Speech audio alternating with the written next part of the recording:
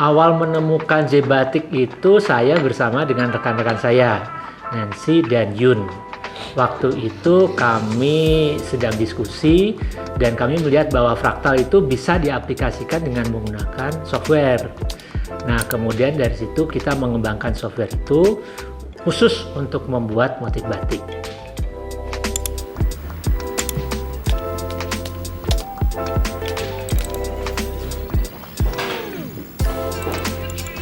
J-Batik adalah aplikasi yang menggunakan sistem generative art dan desain untuk membuat motif-motif batik baru dengan menggunakan prinsip fraktal.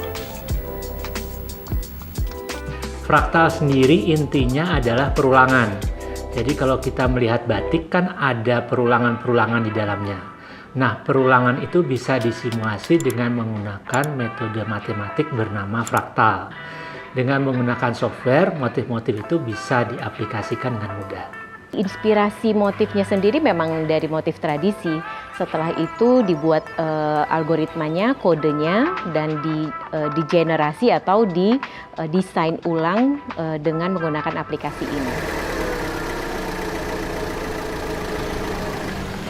Saya Nancy Margrit, saya dari Bandung dan saya pendiri Batik Fraktal. Ini Batik Fraktal juga, cuman motifnya terbuat dari ini susunan-susunan bambu yang kita jadikan cap. Ini karya kami tahun 2022 yang kami buat juga di Pekalongan dan di Temanggung. Persamaan software J-Batik dengan software aplikasi yang lain adalah ini memang basisnya basis desain grafis. Tapi ada juga parameter-parameter yang membedakan dengan software desain grafis yang lain. Yang dimaksud dengan parameter untuk J-Batik itu ada banyak yang berhubungan dengan fraktal, antara lain iterasi, sudut, ketebalan garis, panjang garis, warna, dan lain-lain. Jadi pengguna bisa mengubah-ubah parameter itu untuk membuat motif dari satu bentukan ke bentukan yang lain.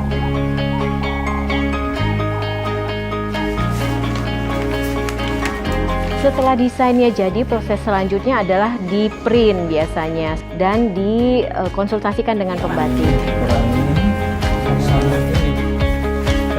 Apakah desain seperti ini bisa memungkinkan untuk dikerjakan? Nah, proses konsultasi dan diskusi dengan pembatik ini sendiri yang akan membuat desain yang dari komputer secara teknologi tadi akhirnya bisa diaplikasikan ke kain batik secara tradisional. Terlalu halus lah kalau batikannya itu. Hasil reviewnya macam-macam. Misalnya ada garis-garis yang terlalu rumit atau terlalu halus, jadi harus dikurangi kerumitannya atau kerapatannya atau kehalusannya. Itu biasanya kita proses lagi di software untuk menghilangkan kerumitan itu. Karena nanti akan dibuat dengan canting. Jadi memang ada penyesuaian antara gambar digital dengan proses produksi yang sangat tradisional yang dengan canting itu atau dengan cap tembaga. Proses setelah review sama pembatik itu biasanya kita akan keluarkan satu final print ya. Jadi desainnya sudah final, sudah di ACC nih sama pembatik. Nah, bentuk final printnya biasanya seperti ini nih. Jadi desain dengan warna-warnanya, jadi kita juga siapkan warna-warnanya dalam bentuk print out supaya nanti bisa diikuti oleh pembatik, dan kita siapkan juga gambar desainnya yang 1:1 seperti ini. Setelah itu dijiplak dan nanti baru bisa dicanting. Nah, ini sudah masuk proses produksi. Biasanya nanti kita akan berikan kainnya ya, kalau misalnya kita mau buat kainnya dengan khusus setelah dari ACC untuk desain, biasanya kita akan kirimkan kainnya. Nah, kainnya kebetulan saat ini kita pakai kain yang khusus, ini adalah kain campuran sutra dan katun yang memang berasal dari Korea, yang kita sedang ada kerjasama dengan pemerintah Korea Selatan. Nah, ini akan dikirimkan, nanti akan dibuat mock-up kecil untuk mencoba kain ini apakah bisa dicanting dengan baik, apakah bisa diwarna dengan baik gitu. Nah, ini nanti ada proses diskusi lagi. Kalau batik itu saya dengan pembatik akan diskusi biasanya via chat ya, via WA chat. dan akan memperlihatkan ini di foto. Jadi ada masalah di sini misalnya, pewarnaannya nanti bisa merembes, atau misalnya ini kalau misalnya dicanting ternyata kebaliknya nggak akan nembus gitu karena kainnya berbeda dengan kain yang biasa dipakai. Nah, proses-proses seperti ini yang bolak-balik biasanya untuk kerjasama kita dengan pembatik. Jadi nggak bisa langsung, karena memang ada proses digital, ada proses kain yang berbeda.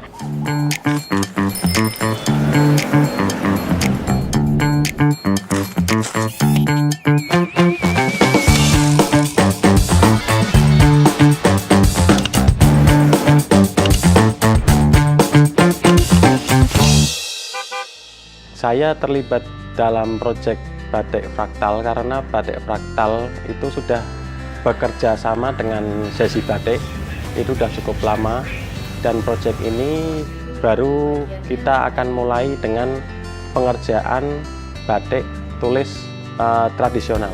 Kayaknya yang ini harus dibuat di desain ulang lagi. Oh iya, jadi yang pakai ini ya, outline putih ya? Iya, outline putih. Kalau dari desain awal tersebut dari batik fraktal itu akan lambat di proses pewarnaan dan proses yang selanjutnya. Batik fraktal kita kasih masukan untuk bahwa ini yang harus dirubah dan itu yang harus dirubah. Keuntungan untuk dari desain yang dirubah itu kita dari prosesnya satu itu lebih mempercepat dan tidak mempersulit untuk pengerjaan dari pembatik. Yang kedua, proses produksinya juga lebih murah. Untuk proses ini kan desain pertama kan dibuat, terus untuk diterapkan di kain putih, termasuk ya sederhana lah, seperti batik-batik di Pekalongan juga. Untuk desain kan ini masih lebarnya 1 meter. Kalau kain itu kan 110, jadi desain harus diperlebar sedikit, 10 cm lah. Untuk pola-pola ini memang karena masalahnya cuma kainnya terlalu tebal, kurang maksimal untuk lilinnya itu tidak masuk ke kainnya itu tidak 100%. Kalau ini kan 75% lilinnya itu masuknya itu. Kainnya terlalu tebal ini. Kalau dibatik ini sulit, ini rumit sangat, boten jeblos, boten niku boten ketok andape. Ini batik yang sing alit-alit, sing kecil-kecil niku.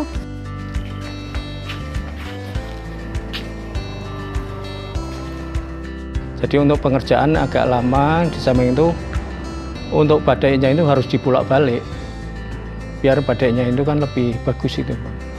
Panjang kain terlalu panjang kain kan standarnya 2 meter sampai 3 meter. Ini kain 5 meter. Setelah solusinya semua dicarikan dan disetujui antara pembatik dan kami sebagai desainer, ya setelah itu lanjut untuk produksi. Kita akan lanjut produksi, dan dalam setiap milestone atau progres nanti biasanya pembatik akan memberitahu kami, oh udah sampai di sini, sudah ada kegiatan ini, warnanya sampai di sini, seperti itu biasanya. Mohon maaf nih.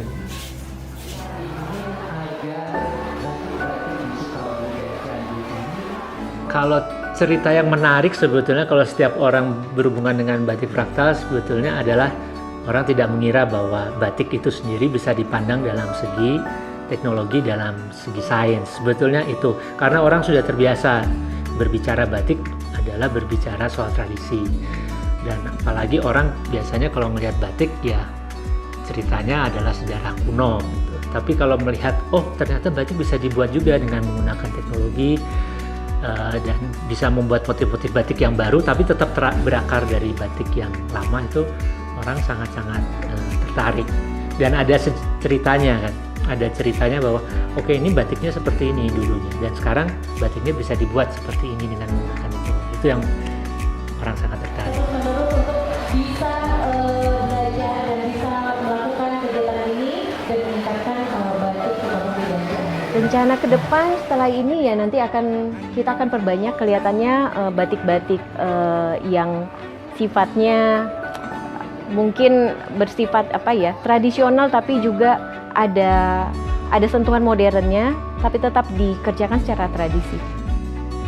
harapan kami ya, saya terutama untuk batik sendiri adalah batik ini akan terus lestari ya di generasi muda sampai ke generasi yang akan datang, karena itu adalah harapan kita semua juga gitu. Dan itu yang kita usahakan dengan adanya digitalisasi ini. Jadi kami harapkan digitalisasi juga akan bisa bersanding indah dan bersinergi dengan proses tradisi.